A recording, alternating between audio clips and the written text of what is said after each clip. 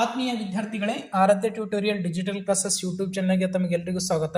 10ನೇ ತರಗತಿಯ ಗಣಿತ ಪರೀಕ್ಷೆ 2 ಜೂನ್ 2024ರಲ್ಲಿ ನಡೆದ ಈ ಗಣಿತ ಪ್ರಶ್ನೆ ಪತ್ರಿಕೆಯ ಪರಿಹಾರಗಳನ್ನು ನೋಡೋಣ. ಹಿಂದಿನ ವಿಡಿಯೋದಲ್ಲಿ ನಾನು 1 ಅಂಕದ ಪ್ರಶ್ನೆಗಳ ಪರಿಹಾರಗಳನ್ನು ಕೊಟ್ಟಿದ್ದೇನೆ. ಈ ವಿಡಿಯೋದಲ್ಲಿ ನಾನು 2 ಅಂಕದ ಪ್ರಶ್ನೆಗಳ ಪರಿಹಾರಗಳನ್ನು ಕೊಡ್ತಾ ಇದ್ದೇನೆ. ಅದಕ್ಕಿಂತ ಮುಂಚೆ ನಮ್ಮ ಚಾನಲ್ ಅನ್ನ ಇನ್ನೂ ಯಾರು ಸಬ್ಸ್ಕ್ರೈಬ್ ಮಾಡಿಲ್ಲ, ಸಬ್ಸ್ಕ್ರೈಬ್ ಮಾಡಿ, ಲೈಕ್ ಮಾಡಿ, ಶೇರ್ ಮಾಡಿ ಅಂತ ಹೇಳುತ್ತಾ ಇದರ ಪರಿಹಾರಗಳನ್ನ ನೋಡೋಣ. ಪ್ರಶ್ನೆ ಸಂಖ್ಯೆ 3, ಕೆಳಗಿನ ಪ್ರಶ್ನೆಗಳಿಗೆ ಉತ್ತರಿಸಿ. ಇದರಲ್ಲಿ 17ನೇ ಪ್ರಶ್ನೆ, 2 + √3 ಒಂದು ಅಭಾಗಲಬ್ಧ ಸಂಖ್ಯೆ ಎಂದು ಸಾಧಿಸಿ. ಇದನ್ನು ಯಾವ ರೀತಿ ಸಾಧಿಸಬೇಕನ್ನೋದನ್ನ ನೋಡೋಣ. 2 + √3 ಒಂದು ಭಾಗಲಬ್ಧ ಸಂಖ್ಯೆ ಎಂದು ಊಹಿಸೋಣ. ಭಾಗಲಬ್ಧ ಸಂಖ್ಯೆ ಎಂದು ಊಹಿಸೋಣ. ಇದು ಭಾಗಲಬ್ಧ ಸಂಖ್ಯೆಯನ್ನಾಗಿದ್ರೆ 2 + √3 = p/q ರೂಪದಲ್ಲಿರ್ತದೆ. ಇಲ್ಲಿ p, q belongs to z ಆಗಿರ್ತದೆ. ಇಲ್ಲಿ q ≠ 0 ಆಗಿರ್ತದೆ. ಮತ್ತು p ಮತ್ತು q ಏನಾಗಿರ್ತವ, ಸಹ ಅಪವರ್ತನ 1 ಹೊಂದಿರ್ತವ. √3 = p/q -2. 2 RHS ಸೈಡ್ ಕಳಿಸಿದಾಗ -2 ಆಯಿತು. √3 = ಲಸ q ಬಂತು. p - 2q p - 2q/q ಇದು ಒಂದು ಭಾಗಲಬ್ಧ ಸಂಖ್ಯೆ.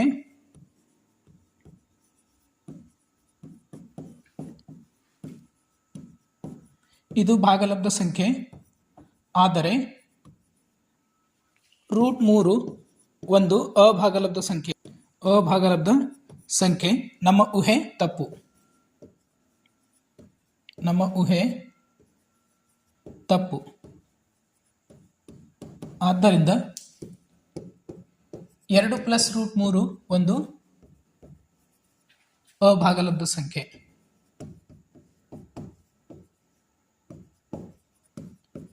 ಈ ರೀತಿ ನಾವು ಸಾಧಿಸಬೇಕಾಗಿದೆ. ಇದು 2 ಅಂಕ ಪ್ರಶ್ನೆ ಉತ್ತರ.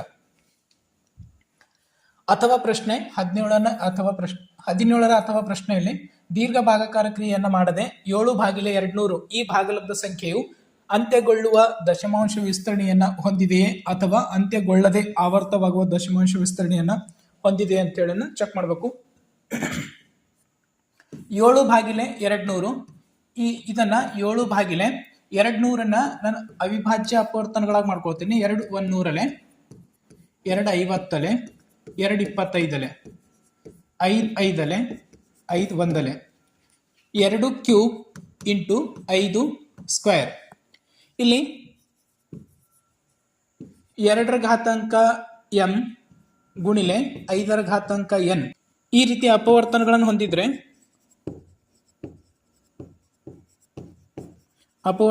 ಹೊಂದಿದ್ರೆ ಅದು ಅಂತ್ಯಗೊಳ್ಳುವ ದಶಮಾಂಶ ವಿಸ್ತರಣೆಯನ್ನು ಹೊಂದಿರುತ್ತದೆ.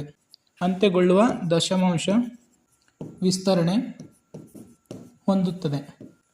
18ನೇ ಪ್ರಶ್ನೆ, ಕೊಟ್ಟಿರುವ ರೇಖಾತ್ಮಕ ಸಮೀಕರಣಗಳ ಜೋಡಿಯನ್ನು ವರ್ಜಿಸುವ ವಿಧಾನದಿಂದ ಬಿಡಿಸಿ. ವರ್ಜಿಸುವ ವಿಧಾನ 2x + y = 8. ಇನ್ನೊಂದು ಸಮೀಕರಣ 1 ಇದು. ಸಮೀಕರಣ 2 x - y = 1. ಇವೆರಡನ್ನ ವರ್ಜಿಸಿದಾಗ y ಕ್ಯಾನ್ಸಲ್ ಆಯಿತು. 3x = 9. x = 9/3 x = 3 ಅನ್ನೋದು ಉತ್ತರ. ಈ 3 ಅನ್ನೋದು ಸಮೀಕರಣ 1ರಲ್ಲಿ ಅಥವಾ ಸಮೀಕರಣ 2ರಲ್ಲಿ ಆದೇಶ ಮಾಡಿದಾಗ ಸಮೀಕರಣ 2ರಲ್ಲಿ x = 3 ಅನ್ನು ಆದೇಶಿಸಿದಾಗ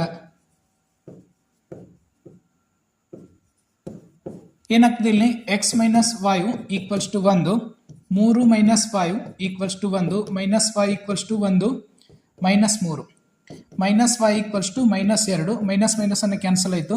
y = 2 ಅನ್ನೋದು ಉತ್ತರ ಸಿಕ್ತು. 19ನೇ ಪ್ರಶ್ನೆ, 5 11 17 ಈ ಸಮಾಂತರ ಶ್ರೇಣಿಯ ಮೊದಲ 20 ಪದಗಳ ಮೊತ್ತವನ್ನು ಕಂಡುಹಿಡಿಯಿರಿ. ಸೂತ್ರವನ್ನು ಉಪಯೋಗಿಸಿ ಮೊತ್ತವನ್ನು ಕಂಡುಹಿಡಿಯಿರಿ. a = 5, d = 11ರಲ್ಲಿ 5 ಹೋದ್ರೆ 6, n = 20. ನಮಗೆ s 20 ಕಂಡುಹಿಡಿಯಬೇಕಾಗಿದೆ. ಎಷ್ಟು ಅಂತೇಳಿ ಸೂತ್ರ s 20. ಸೂತ್ರ Sn = n/2 2a + n - 1 × d ಅನ್ನೋ ಸೂತ್ರ. ಇಲ್ಲಿ s 20 = 20/2 2 × 5 + 20 - 1 × d ಅಂದರೆ 6.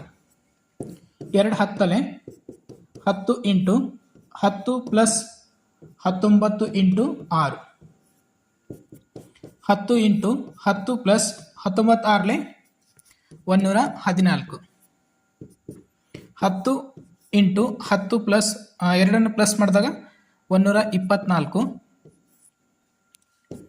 1240 ಇದು ಎಸ್ 20ನೇ ಪದ 1240. 20ನೇ ಪ್ರಶ್ನೆ x² - 5x + 2 = 0 ಈ ಸಮೀಕರಣದ ಮೂಲಗಳನ್ನು ವರ್ಗ ಸಮೀಕರಣದ ಸೂತ್ರವನ್ನು ಉಪಯೋಗಿಸಿ ಕಂಡುಹಿಡಿಯಿರಿ. x² - 5x + 2 = 0 ಇದು ವರ್ಗ ಸಮೀಕರಣದ ಸಾಮಾನ್ಯ ರೂಪ ax² + bx + c = 0. ಇಲ್ಲಿ a = 1, b = -5, c = 2. ಸೂತ್ರ ವರ್ಗ ಸಮೀಕರಣದ ಸೂತ್ರ x = -b ± √b² - 4ac / 2a -5 ± root b ಅಂತಂದ್ರೆ -5 ಹೋಲ್ ಸ್ಕ್ವೇರ್ -4 ಇಂಟು a ಅಂದ್ರೆ 1 c ಅಂದ್ರೆ 2 ಭಾಗಿಲೆ 2 ಇಂಟು 1 5 ± ರೂಟ್ 25 ಪ್ಲಸ್ ಇಲ್ಲಿ -4 2 8 ಭಾಗಿಲೆ 2 5 ± 25ರಲ್ಲಿ 8 ಹೋದ್ರ ರೂಟ್ 17 ಭಾಗಿಲೆ 2 x = 5 - ರೂಟ್ 17 ಭಾಗಿಲೆ 2 ಇನ್ನೊಂದು x = 5 ಪ್ಲಸ್ ರೂಟ್ 17 ಭಾಗಿಲೆ 2 ಮೂಲಗಳನ್ನು ಸಿಕ್ತು.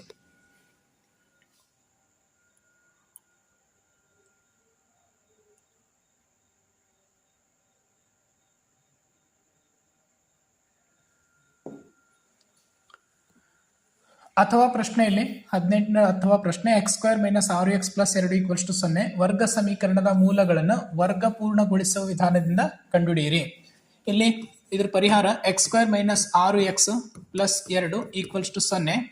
ಈ ಸಿ ಟರ್ಮ್ ಅನ್ನ RHS ಸೈಡ್ ಕಳಿಸ್ತೀನಿ. x² - 6x = -2. ಇಲ್ಲಿ b = 6 ಇದನ್ನ 1/2 ಮಲ್ಟಿಪ್ಲೈ ಮಾಡಿ 6/2 ಹೋಲ್ ಸ್ಕ್ವೇರ್ ಅನ್ನೋದು LHS ಸೈಡ್ ಮತ್ತು RHS ಸೈಡ್ ಅನ್ನು ಕೂಡಿಸಬೇಕು. x² - 6x + 6/2 whole square = 6/2 whole square -2. ಈ ಟರ್ಮ್ ಅನ್ನ x - 6/2 ಹೋಲ್ ಸ್ಕ್ವೇರ್ ಅಂತ ಬರ್ಕೊಳ್ತೀನಿ = ಇಲ್ಲಿ 6 square 36 ಭಾಗಿಲೆ 2 square 4 -2/1. x - 6/2 whole square = ಲಸ ಇಲ್ಲಿ 4 ಬಂತು 36 -4 2 8. x - 6/2 = ಇಲ್ಲಿ ರೂಟ್ ಒಳಗಡೆ 36ರಲ್ಲಿ 8 ಹೋದ್ರ 28 ಭಾಗಿಲೆ 4 ಸ್ಕ್ವೇರ್ ಅನ್ನ ಈ ಕಡೆ ಕಳಿಸಿದಾಗ ರೂಟ್ ಅಂತ ಹೇಳಾಕ್ತು. ಇದನ್ನ x - 6/2 = 28 7 4 28 4 7 28 ಅಂತ ಹೇಳಿ ಬರ್ಕೋತೀನಿ ರೂಟು ಭಾಗಿಲೆ 4ರ ವರ್ಗಮೂಲ 2. x - 6/2 = 2 root 7 ಭಾಗಿಲೆ 2. ಇದು ಪ್ಲಸ್ ಆರ್ ಮೈನಸ್ ಅಂತೇಳಿ ಬಂತು. x = 6/2 ± 2 ರೂಟ್ 2 ಭಾಗಿಲೆ 7 ಭಾಗಿಲೆ ಇಲ್ಲಿ 2 1 2 3 2 1 2 1 ಕ್ಯಾನ್ಸಲ್ ಆಯಿತು 3 ± ರೂಟ್ 7. x = 3 ± 1 ಪ್ಲಸ್ ರೂಟ್ 7 ಇನ್ನೊಂದು x = 3 ಮೈನಸ್ ರೂಟ್ 7 ಅನ್ನೋದು 2 ಮೂಲಗಳು ಸಿಕ್ತು. 21ನೇ ಪ್ರಶ್ನೆ 4, -3 ಮತ್ತು 8, 5 ಬಿಂದುಗಳನ್ನು ಸೇರಿಸುವ ರೇಖಾಖಂಡವನ್ನು ಆಂತರಿಕವಾಗಿ 3:1 ಅನುಪಾತದಲ್ಲಿ ವಿಭಾಗಿಸುವ ಬಿಂದುಗಳ ನಿರ್ದೇಶಾಂಕಗಳನ್ನು ಕಂಡುಹಿಡಿಯಿರಿ. ಇಲ್ಲಿ ಇದನ್ನ x1 y1 x2 y2 ಇದು m1 m2 ಅಂತ ತಗೋತೀನಿ ಅನುಪಾತಗಳನ್ನು. ಅವಾಗ ಏನಾಗ್ತದ ಅನುಪಾತಗಳನ್ನು ಕಂಡುಹಿಡಿಯೋ ಸೂತ್ರ x, y ನಿರ್ದೇಶಾಂಕ ಬಿಂದುಗಳನ್ನು ಕಂಡುಹಿಡಿಯೋ ಸೂತ್ರ x, y = m1 x2 plus m2 x1 divide by m1 plus m2 m1 y2 plus m2 y1 divide by m1 plus m2. ಈ ನಿರ್ದೇಶಾಂಕ ಬಿಂದುಗಳನ್ನು ಕಂಡುಹಿಡಬೇಕು. m1 3, x2 ಎಷ್ಟಿದೆ ಅಲ್ಲಿ 8 ಪ್ಲಸ್ 1, m1 m2 ಅನ್ನೋದು 1, x1 4 ಭಾಗಿಲೆ 3 ಪ್ಲಸ್ 1. ಇಲ್ಲಿ 3 into y2 5 plus m1 1 into y1 minus 3 ಭಾಗಿಲೆ 3 plus 1. 8 3 24 plus 4 ಭಾಗಿಲೆ 4. ಇಲ್ಲಿ 15 minus 3 ಭಾಗಿಲೆ 4. 28 ಭಾಗಿಲೆ 4. ಇಲ್ಲಿ 12 ಭಾಗಿಲೆ 4. ಎರಡನ್ನು ಕಟ್ ಮಾಡಿದಾಗ 4 7 28 ಮತ್ತೊಂದು 4 3 12. 7, 3 ನಿರ್ದೇಶಾಂಕ ಬಿಂದುಗಳನ್ನು ಸಿಕ್ತು.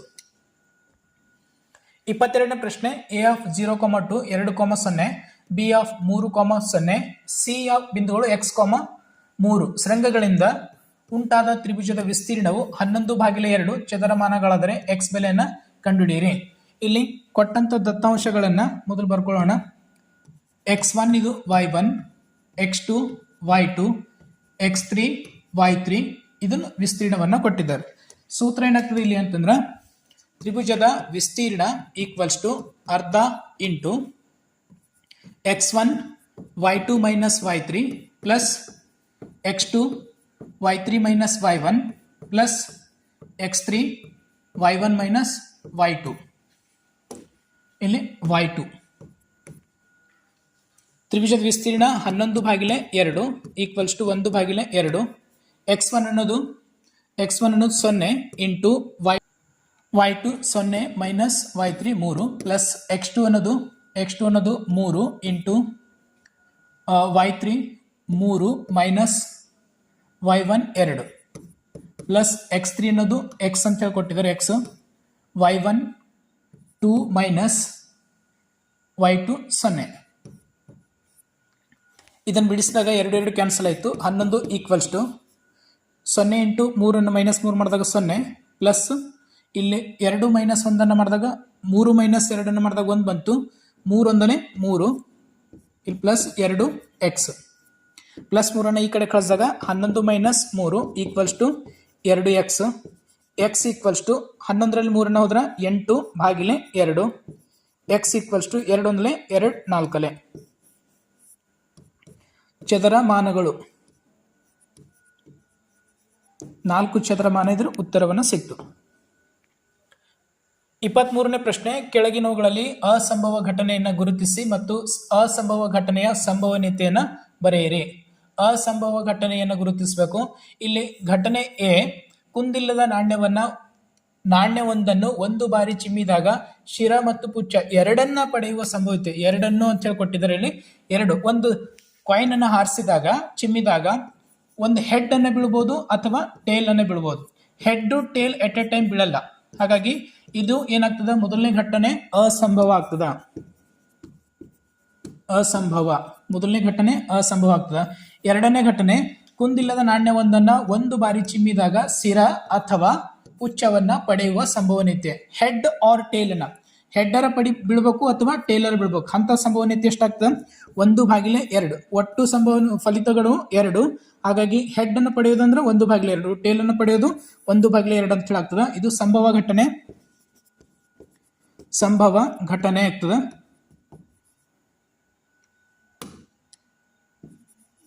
ಸಂಭವ ಘಟನೆ 1/2 ಅಂತೇಳಿ ಉತ್ತರವನ್ನು ಸಿಗ್ತದೆ. 24ರ ಪ್ರಶ್ನೆ. 4 ಸೆಂಟಿಮೀಟರ್ ತ್ರಿಜ್ಯವಿರುವ ವೃತ್ತವನ್ನು ರಚಿಸಿ ಮತ್ತು ಸ್ಪರ್ಶಕಗಳ ನಡುವಿನ ಕೋನ 50 ಇರುವಂತೆ ವೃತ್ತಕ್ಕೆ ಒಂದು ಜೊತೆ ಸ್ಪರ್ಶಕವನ್ನ ರಚಿಸಿ. ಇಲ್ಲಿ ಮೊದಲು ನಾವು 4 ಸೆಂಟಿಮೀಟರ್ ತ್ರಿಜ್ಯವಿರುವ ವೃತ್ತವನ್ನ ಕೈವಾರ ಸಹಾಯದಿಂದ ಒಂದು ವೃತ್ತವನ್ನ ಎಳಿಬೇಕು. ಆ ವೃತ್ತದ ತ್ರಿಜ್ಯ 4 ಸೆಂಟಿಮೀಟರ್ ಆಗಿರ್ಬೇಕು. 4 ಸೆಂಟಿಮೀಟರ್ ಒಂದು ವೃತ್ತವನ್ನ ತಗೊಂಡಿನಿ. ಆದ ನಂತರ ಒಂದು ಸರಳ ರೇಖೆಯನ್ನು ಎಳಿಬೇಕು. ಸ್ಕೇಲ್ನ ಸಹಾಯದಿಂದ ಸರಳ ರೇಖೆಯನ್ನ ತಗೊಂಡಿನಿ. ನಂತರ ಈ ಸರಳ ರೇಖೆಗೆ ಇಲ್ಲಿ ಏನ್ ಕೊಟ್ಟಿದ್ದಾರೆ ಅಂತಂದ್ರ ಸ್ಪರ್ಶಕಗಳ ನಡುವಿನ ಕೋನ ಎಷ್ಟು? 50. ಹಾಗಾದ್ರೆ ಕೇಂದ್ರದಲ್ಲಿ ಎಷ್ಟು ಬರ್ತದೆ ಕೋನ? 130 ಬರ್ದ. ಕೋನ ಮಾಪಕವನ್ನು ಇಲ್ಲಿ ಇಟ್ಕೊಂಡು 130 ಡಿಗ್ರಿ ಎಲ್ಲಿ ಬರ್ತದೆ ಅಲ್ಲಿ ಒಂದು ಸರಳ ರೇಖೆಯನ್ನು ಹೇಳ್ಕೊಂಡು ಇಲ್ಲಿ ಎ ಬಿಂದು ಮತ್ತು ಬಿ ಬಿಂದುವನ್ನ ಗುರುತಿಸಬೇಕು. ಬಿ ಬಿಂದುವಿನ ಮೇಲೆ 90 ಡಿಗ್ರಿ ಇರುವಂತೆ ಒಂದು ಸರಳ ರೇಖೆಯನ್ನ ಎಳೆಯಬೇಕು. 90 ಡಿಗ್ರಿ ಇರುವಂತೆ ಮತ್ತ ಎ ಬಿಂದುವಿನಲ್ಲೂ 90 ಡಿಗ್ರಿಯನ್ನು ರಚನೆ ಮಾಡಬೇಕು. ಅದು ಒಂದು ಸರಳ ರೇಖೆಯನ್ನು ಎಳೆಯಬೇಕು. ಎರಡು ಸರಳ ರೇಖೆ ಪಿ ಬಿಂದುವಿನಲ್ಲಿ ಛೇದಿಸ್ತವ. ಇಲ್ಲಿ 50 ಡಿಗ್ರಿ ಅಂತ ಬರ್ತದ. ಇಲ್ಲಿ ಕೇಂದ್ರದಲ್ಲಿ 130 ಡಿಗ್ರಿ ಅಂತ ಬರ್ತದ. ಈ ರೀತಿ ತಾವು ಕೋನ ಮಾಪಕ, ಕೈವಾರು, ಸ್ಕೇಲ್, ಪೆನ್ಸಿಲ್ ಅನ್ನು ಯೂಸ್ ಮಾಡಿ ಇದು ಒಂದು ಚಿತ್ರವನ್ನ ರಚನೆ ಮಾಡಬೇಕು. ವಿದ್ಯಾರ್ಥಿಗಳೇ, ಇಲ್ಲಿಯವರೆಗೆ ನಾವು 10ನೇ ತರಗತಿಯ ಜೂನ್ 2024 ಪರೀಕ್ಷೆ 2ರ ಪ್ರಶ್ನೆ ಪತ್ರಿಕೆ 2 ಅಂಕದ ಪರಿಹಾರಗಳನ್ನು ನೋಡಿದ್ದೇವೆ. ಮುಂದಿನ ಭಾಗದಲ್ಲಿ 3 ಅಂಕ, 4 ಅಂಕ ಮತ್ತು 5 ಅಂಕದ ಸಂಪೂರ್ಣ ಪರಿಹಾರಗಳನ್ನು ನೋಡೋಣ. ವಿಡಿಯೋನ ಇಷ್ಟ ಆದರೆ ಲೈಕ್ ಮಾಡಿ, ಶೇರ್ ಮಾಡಿ, ಸಬ್ಸ್ಕ್ರೈಬ್ ಮಾಡಿ. ಧನ್ಯವಾದಗಳು.